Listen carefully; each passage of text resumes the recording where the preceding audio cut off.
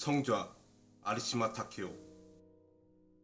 아리시마 타케오 1878년 3월 4일 일본 도쿄부 도쿄시 오이시카와구에서 출생.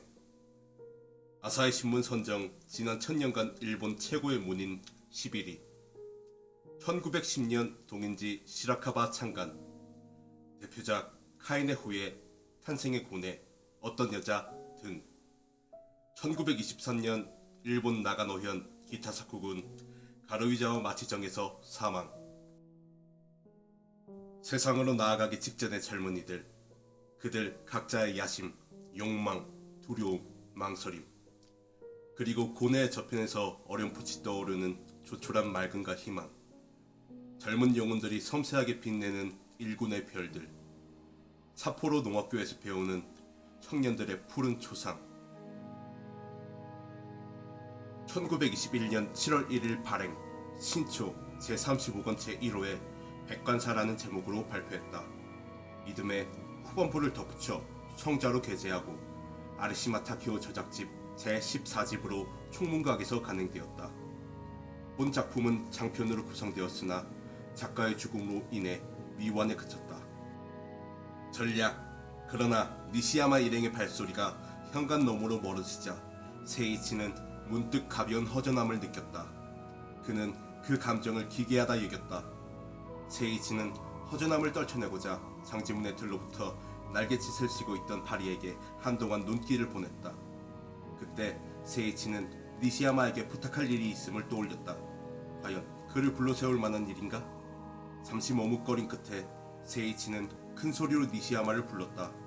그러나 입 밖으로 나온 목소리는 노인처럼 갈라진 데다 기운이 없었다.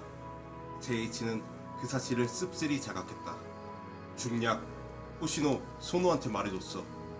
그 목소리는 현관 쪽에서 들려왔다. 이윽고 니시야마와 카키에가 웃으며 떠드는 소리가 들렸다. 야심가인 니시야마와 공상가인 카키에가 서로 엉켜 이미 왕래에 나선 듯했다. 이 작은 소란이 지나감에 세이치의 마음이 다시 가라앉았다. 귀를 기울이기 위해 천장에 향했던 얼굴을 재차 장지로 돌렸다. 10월의 시작이다.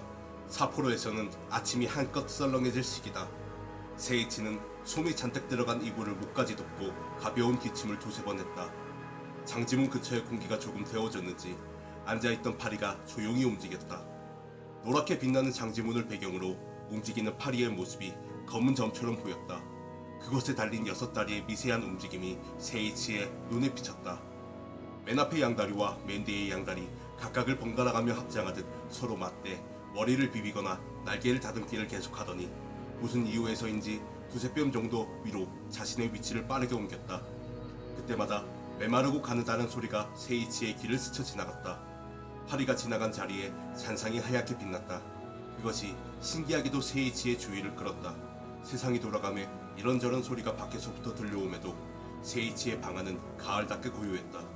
세이치는 자신의 마음이 마치 방 안의 공기처럼 정화된 느낌이 들었다. 역시 노이씨는 소노에게 부탁해야겠다. 카키에는 안된다. 니시야마도 나쁘지는 않지만 그 거침은 노이씨에게 어울리지 않는다. 그뿐만이 아니다. 니시야마는 경박해 보여도 얕볼 수 없는 구석이 있다.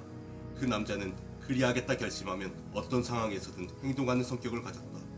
사람들은 그가 방종하다 생각하지만 그는 여차할 때가 오면 대범하게 급소를 찌른다. 노이씨의 마음이 흔들릴 수도 있다.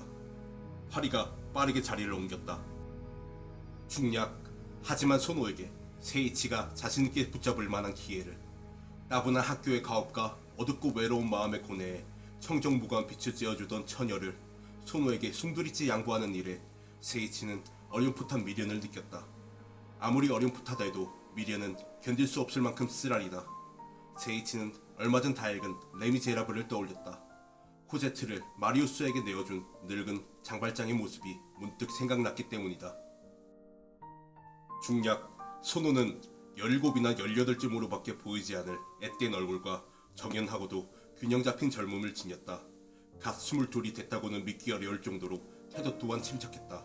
그 작은 형상이 세이치의 침실 앞에 반듯이 앉아있었다. 중략. 세이치의 시야에서 소노의 형상이 또렷해짐과 동시에 깊고도 맑은 목소리가 잔잔히 울렸다.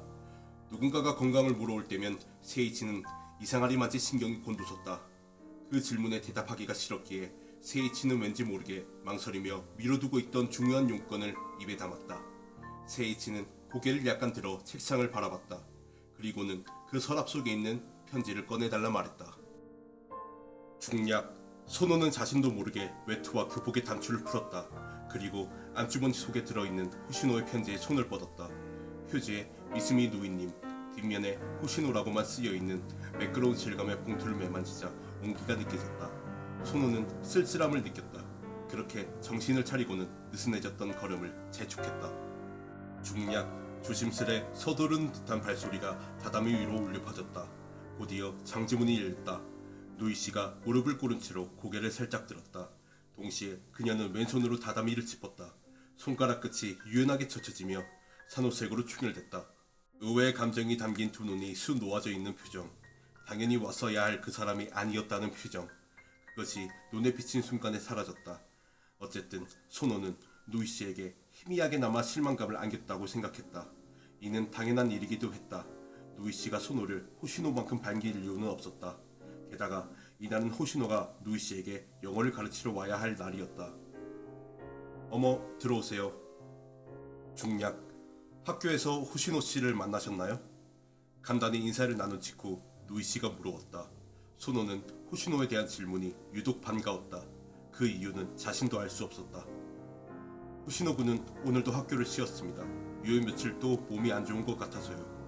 어머. 오노이 씨의 얼굴에 안쓰럽다는 표정이 확연하게 나타났다. 이어서 뺨이 붉은색으로 연하게 물들었다. 소노는 그것마저 반갑게 생각했다. 그래서 오늘 있을 영어 수업은 쉬고 싶다고 합니다. 아침에 백관사를 나설 때 이 편지를 부탁받아 왔습니다. 그리 말하며 소노는 안주머니에서 호시노의 편지를 꺼냈다. 꺼내보니 자신의 온기가 편지에 스며들어 있음을 깨달았다. 소노는 편지를 오누이 씨에게 그대로 건네주기를 주저했다. 그리하여 그 대신 차디찬 탁상 위에 편지를 살포시 올려놓았다. 중략. 읽기를 마치자 오노이 씨는 접혀있던 자국을 따라 편지를 2번 접었다. 이어서 그것을 거머쥔 두 손을 무릎 위에 올려놓고 고개를 떨궜다. 그러기를 잠시 봉투와 편지를 책상 위에 되돌려 놓았다. 그리고 두 손으로 상기된 얼굴을 감쌌다. 오노이 씨의 어깨가 자연스레 움츠려들며 더할 날이 없이 부드러운 곡선을 그렸다. 소노는 오노이 씨의 말을 따라 호시노의 편지를 읽었다. 전략. 이 편지를 소노 군에게 부탁하여 전달합니다. 연일 계속되는 건조함 때문인지 건강이 좋지 않습니다. 그제부터는 각혈을 하는 지경이므로 오늘은 영어 수업을 쉬고자 합니다. 부디 용서해 주시기를 바랍니다. 또한 내일은 기양을 위해 떠나야 합니다. 고향에서의 체류 기간을 확정하지 않았기에 앞으로의 수업 또한 언제 재개할지 확정하지 못했습니다. 따라서 이후의 일은 소노 군에게 맡겼으니 그에게서 배우기를 바랍니다. 그분은 아시다시피 저의 마음을 잘 아는 친구로 오랜 세월을 함께 지내왔습니다. 그분의 성격과 학식은 기아께서도 잘 아실 듯합니다. 저 같은 비뚤어진 자는 미치지 못할 능력이 있으니 기아에게도 좋은 스승이 될 것입니다.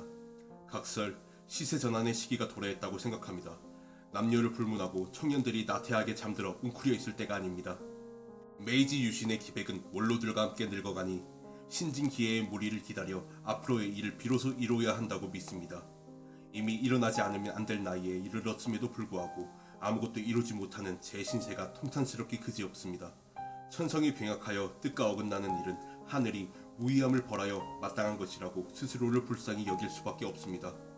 우리나라 여자의 처지는 불행하기 그지없으므로 인습상 저의 소견을 이해하기 어려운 점도 있으리라 생각하고 오히려 동정을 금할 수 없습니다만 결코 여자의 현 상황에 숨지기지 말고 고난을 겪어 한 줄기 광명을 찾아 나가시기를 기도드립니다.